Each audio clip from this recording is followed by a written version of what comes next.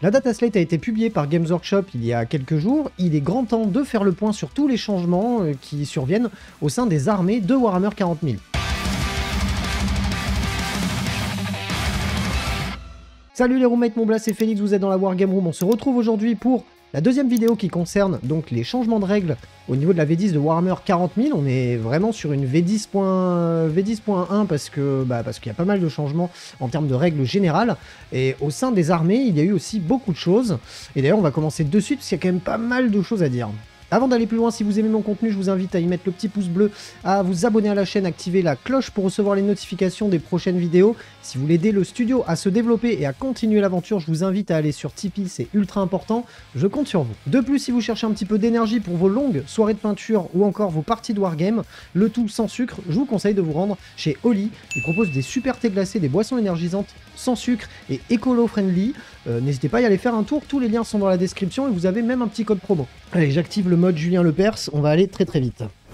Juste un petit rappel pour ce qui est des changements de règles, vous pouvez retrouver tous les documents gratuitement sur le site Warhammer Community ou encore sur le site officiel de la chaîne, lawargameroom.fr. Bien évidemment, ma vidéo n'a pas pour but de prendre chaque unité qui a changé en termes de ses coups en points, etc. On va vraiment dégrossir dans les grandes lignes ce qui a changé. N'hésitez pas à consulter directement les documents si vous voulez vous mettre à jour sur les coups en points des unités. Tout d'abord, les factions dont il n'y a eu aucun changement dans cette dataslate, puisqu'il y en a quand même eu. De manière globale, aucun changement sur les Blood Angel, les Votann, les Black Templars, la Death Watch ou encore la Death Guard. Hormis quelques coups en points et quelques petites choses par-ci par-là, on n'a aucun changement majeur au sein de ces codex-là. De même, au niveau de plein d'autres armées qui ont vu pas mal de leurs unités changer en termes de coups en points pour des raisons de rééquilibrage. Donc là, on aura les Aeldari, les Drukhari, les Tau, les Space Marines du Chaos, avec une petite mention pour les Warp Talons qui sont obligés de détruire une unité avant de pouvoir repartir dans les airs. Avant, ils pouvaient repartir dans les airs quoi qu'il arrivait. Les World Eaters, le Cult Genestealer, l'Astra Militarum ont vu aussi des changements de coups en points, notamment au niveau de l'Astra Militarum où toutes les unités qui tiraient sans ligne de vue ont baissé en points puisque maintenant le tir sans ligne de vue est encore moins fort qu'avant. Et pour terminer, l'Adeptas Sororitas qui a vu quasiment l'ensemble de son codex EP en termes de coups en points. On verra si ça a été quelque chose de bénéfique ou pas pour le codex. Il fallait que ça soit augmenté. Maintenant à ce point, eh bien, on pourra le voir dans les prochaines parties, les prochains résultats de tournoi. On s'attaque maintenant aux changements majeurs qui surviennent sur les armées de Warhammer 40 000. Les Space Marines tout d'abord. On va parler du détachement Force d'Assaut Iron Storm. Deux améliorations qui étaient principalement jouées dans cette armée ont vu leur coup en points baisser puisque leur effet est un petit peu moins fort qu'avant. Avant, il s'appliquait à tous les véhicules à 6. Désormais, on doit sélectionner un véhicule. Donc ça va être la toile d'augure de ciblage et le maître de la guerre mécanisé. Ce sont des améliorations qui donnaient l'une la touche fatale sur les véhicules et l'autre un retreat advance plus tir sur les véhicules aussi. Il faudra désormais sélectionner un seul véhicule. C'est bien pour ça que le coup en point de ces améliorations-là ont baissé. Le stratagème dédié, donc la pitié est une faiblesse, passe maintenant à 2 points de commandement. Stratagème qui vous permet de gagner la touche soutenue 1 et les critiques à 5+, si vous tirez avec un véhicule sur une unité en dessous de son effectif initial. On notera aussi que désormais, dans tous les transports, on a pu rajouter une place, puisque Games Workshop a compris qu'on aimait bien mettre par exemple 6 figurines dans un impulsor et un petit personnage avec eux. Donc désormais, par exemple, l'impulsor passe à 7 et le répulsor, quant à lui aussi, gagne un passager supplémentaire à son bord. Et ça d'ailleurs dans tous les codex Space Marines existants. On passe ensuite au Dark Angel et donc le détachement de la force opérationnelle d'impardonné qui, en plus de la règle de base, va vous donner à la phase de commandement un +1 en objectif contrôle sur une unité, donc une fois par tour, sur l'unité de votre choix. Donc ça donne une petite option en plus au Dark Angel qui avait un petit peu du mal à vivre sur cette version 10, notamment avec l'arrivée de leur codex, leur supplément de codex. Est-ce que ça va vraiment changer la donne? À voir. Et au niveau du détachement donc de force opérationnelle du cercle intérieur, sa règle a été totalement remplacée. Au début de notre phase de mouvement, on va avoir le choix entre deux options. La première nous permettra de sélectionner un objectif qui est sous notre contrôle, et lorsque l'on effectuera des attaques avec les unités Deathwing sur des unités ennemies qui sont à portée de cet objectif-là, on va gagner un +1 à la blessure. Et la deuxième option est une option plus agressive, ça va nous permettre de sélectionner un ou plusieurs objectifs qui ne sont pas sous notre contrôle et de les marquer à leur tour, et donc de faire bénéficier de cette règle à nos Deathwing. Quelques changements aussi au niveau de l'équipement, notamment les masses présentes sur les chevaliers de la Deathwing. Ces dernières vont gagner un +1 à la pénétration d'armure supplémentaire, donc une PA maintenant de -2, avec un anti-monstre et un anti-véhicule à 4+. Leurs armes énergétiques, quant à elles, gagneront un +1 aux dégâts, donc feront dégâts 2 désormais. Et bonne nouvelle pour les compagnons du cercle intérieur, j'adore cette unité et elle était difficilement jouable. On va avoir gagné une petite attaque sur le profil dit de balayage, Donc on va avoir 5 attaques pour une pénétration d'armure améliorée à -2. Pour ce qui est des coups un petit peu plus brutaux, on va dire, on va avoir uniquement 4 attaques comme d'habitude. Par contre, la pénétration d'armure, elle aussi, a changé à -2. Ça va d'ailleurs les rendre, selon moi, beaucoup plus jouables, sachant que les chevaliers étaient en plus déjà chers. Là, ils ont augmenté en points parce que leur masse est meilleure, etc. Par contre, les compagnons du cercle intérieur restent une option clairement valide maintenant. J'aimerais bien voir ce que ça donne sur table. Les chevaliers gris, quant à eux, il fallait bien qu'ils se prennent une petite tatane derrière la tête. Castellan Crow passe à 90 points, les Némésis à 205, le Grand Maître à 210. La chose la plus importante, c'est que le vortex psychique ne peut plus sélectionner pour cible un agent solitaire qui est à plus de 12. C'était un glitch dans la règle parce que c'était pas précisé que c'était un tir, mais que ça se faisait à la phase de tir. Bref, maintenant c'est terminé. Si tu peux pas cibler quelque chose, tu ne le cibles pas, même avec tes pouvoirs psy. Ça a d'ailleurs été la même chose pour les Thousand Sons, qu'on verra un petit peu plus tard. Pour les Space Wolves, on va pouvoir désormais, dès le début de la game, appliquer une des sagas. Ça, c'est plutôt cool, sachant que derrière, par contre, les Wolfen ont augmenté, donc sont passés de 90 points ou 180 points si on les joue par 10.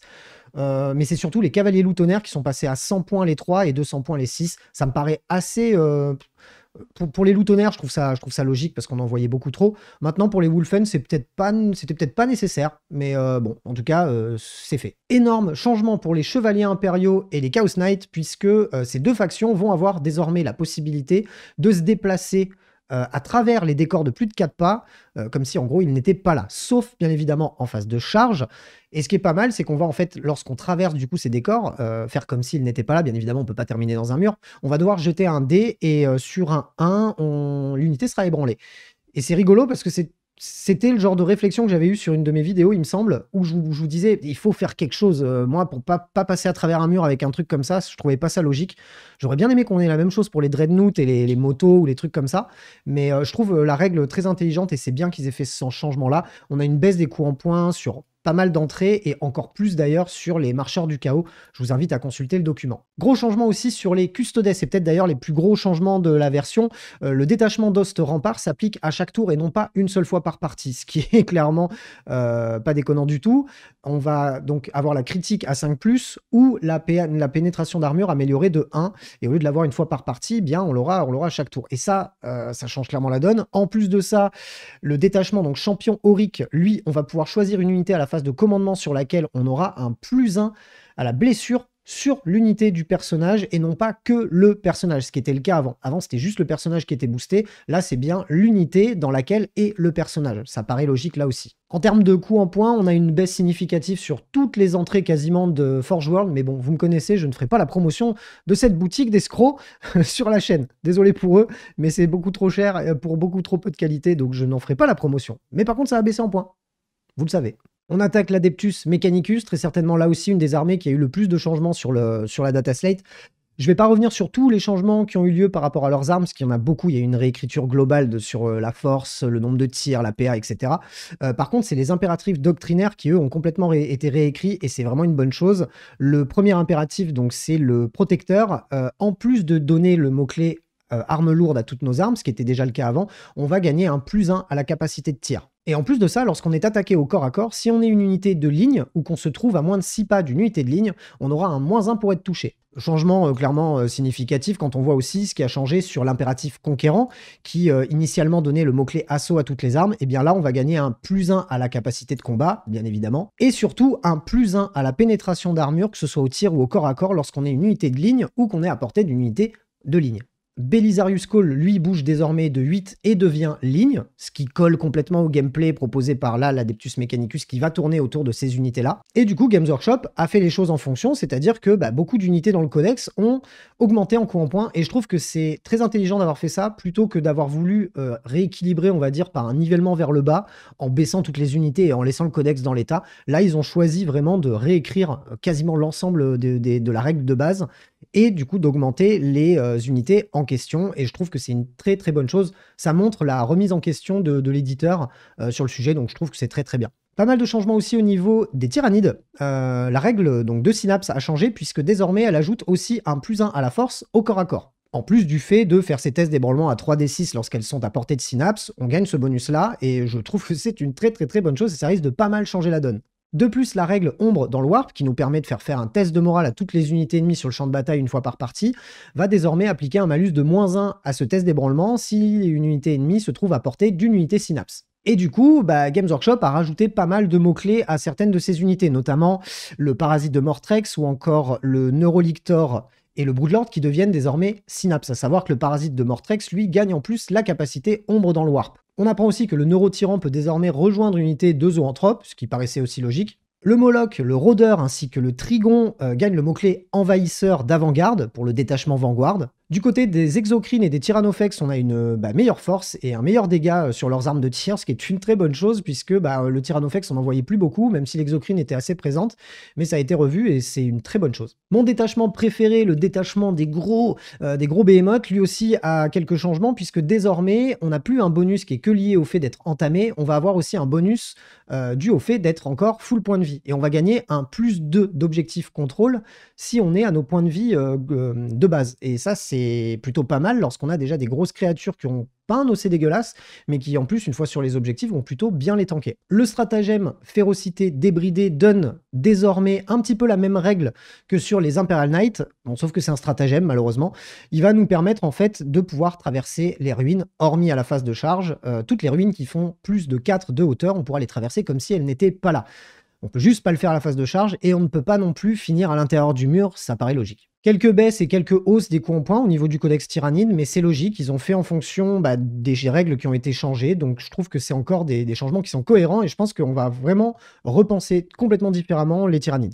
L'armée Necron continue à se faire nerfer, mais bon, peut-être sans raison cette fois-ci, puisque désormais, les Wraiths sont passés à 250 points. J'ai pas trop compris, déjà qu'ils avaient nerfé le personnage qui les accompagnait.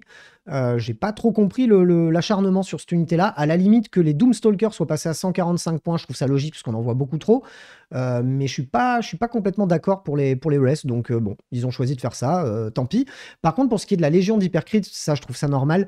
Le stratagème, donc précision cosmique, il est plus valide sur les monstres. C'est terminé d'arriver à 3 pas en FEP avec un Cthulhu, c'était débile. Et ben ils l'ont enlevé, voilà, c'est terminé. Énorme changement côté Orc, c'est peut-être le plus gros coup de massue, en tout cas, de cette data slate. Est-ce qu'il sera, avec celui de la sœur de bataille au niveau des points, est-ce que ça va être positif pour le codex ou est-ce que du coup ça va le rendre complètement jouable? Je pense pas que ça va le rendre injouable, mais ils sont peut-être allés un petit peu fort puisque désormais, bon, la marée verte ne vous fait plus relancer les 1 à la sauvegarde et sur les boys, quoi qu'il arrive, vous aurez un Feel No Pain à 6 et éventuellement à 5 si vous êtes plus de 10 dans l'unité. Fallait nerfer cette règle qui était beau. Enfin, l'armée orc devenait. T'avais de la sauvegarde de t-shirt, mais t'avais une résilience de custodes. J'exagère, vous m'avez compris, mais c'était pas logique. Donc ça pour moi, ça paraît assez logique. Le stratagème, donc chopez-les, toujours dans le même détachement, vous permet maintenant donc de bouger après s'être fait tirer dessus. Et bien maintenant, c'est un D6. C'est pas 6 tout court, c'est un D6. Et il sera éventuellement relançable, ce dé, si vous êtes plus de 10 dans votre pack de boys. Quant au stratagème déferlante de muscle, il ne vous donne plus qu'un +1 à la charge et la possibilité de la relancer si votre unité fait plus de 10 figurines là aussi. Évidemment, il fallait s'y attendre. L'insensible à la douleur qu'on avait sur les méga nobs est passé de 4+, à 5+, ça paraît logique. Là où je suis un petit peu moins d'accord, c'est que désormais les méga nobs ont été aussi augmentés en coup en points à 240 points et je trouve que le double coup de marteau est peut-être pas nécessaire. Peut-être soit les augmenter en coup en points, soit baisser le Feel No Pain, mais peut-être pas faire les deux. Le Weird Boy, quant à lui, passe à 65, le Pain à 70, le Sneak Rot à 95. C'est normal, ce sont des figurines qui sont surjouées et qui étaient beaucoup trop peu chères pour ce qu'elles apportaient dans l'armée. Donc ça, pour moi, c'est des changements logiques. Mais le coup de massue, le double coup de massue sur les Mega Nobs, je suis pas sûr qu'il était nécessaire. Ça se vérifiera d'ailleurs dans les prochains résultats. Et on termine ce récapitulatif de la data slate par les Thousand Suns, qui, désormais, lorsqu'on utilise des points de cabale, on ne peut les utiliser qu'une seule fois par unité et par tour. On ne peut plus les stacker, c'est terminé. La capacité revers du destin n'annule plus la sauvegarde, c'était débile, le fait de dire à ton adversaire, non, toi tu jettes pas de dés, j'ai décidé, c'est comme ça. Désormais, on a un +2 à la pénétration d'armure, ce qui est pas déconnant du tout, hein, mais voilà, la capacité a été nerfée et je pense que c'est à peu près logique. L'éclair de mort, quant à lui, même combat que pour les Grey Knights, on ne peut plus cibler une unité qui n'est pas ciblable, hein, un lone opérative à plus de 12 pas, etc. C'est terminé, c'est bien considéré en gros comme un tir, donc c'est mort, tu ne peux plus le faire. Et pareil, là aussi, ça paraît logique. L'accélération temporelle, quant à elle, peut s'utiliser plusieurs fois, mais sur des unités différentes. C'est terminé, Magnus va pas bouger de 170 pas et se retrouver dans le camp de l'ennemi dès le départ. Enfin voilà, on va arrêter ça. Le sorcier exalté, quant à lui, ne divise plus les mouvements par 2, mais donne simplement un -2. Et pour terminer, on a des diminutions de coups en points au niveau de la Mutalich, qui est assez intéressant. Le sorcier sur disque, qui est à 105 points. Et bien évidemment, les Terminators ont aussi baissé, parce que de toute façon, tous les Terminators ont eu le même traitement de faveur par rapport aux coups en points. Donc là, c'est pareil, je trouve que c'est assez intelligent dans le sens où Games Workshop nerf l'armée, mais ne met pas d'énormes hausses de coups en points en plus. On n'est pas sur un double nerf. Donc à voir comment les Thousand Sons s'en sortiront. Je pense que ça sera toujours joué, je l'espère, j'aime beaucoup cette armée d'ailleurs, mais je pense que c'est des nerfs qui étaient nécessaires pour rendre le jeu un petit peu moins débile. On a fait le tour de cette dernière data slate, il y avait énormément de choses, je suis passé assez rapidement sur certaines choses parce que je vous invite à vous rendre sur d'autres chaînes YouTube qui détaillent vraiment les choses. Par contre voilà, si vous n'avez pas le temps de consommer énormément de contenu YouTube, je voulais vous faire quelque chose d'assez concis, assez court. Donc j'espère que la vidéo vous a plu. Si c'est le cas, vous me mettez le petit pouce bleu, votre avis dans les commentaires. Et on se retrouve très bientôt pour plein d'autres vidéos. D'ici là, prenez soin de vous. Salut les roommates!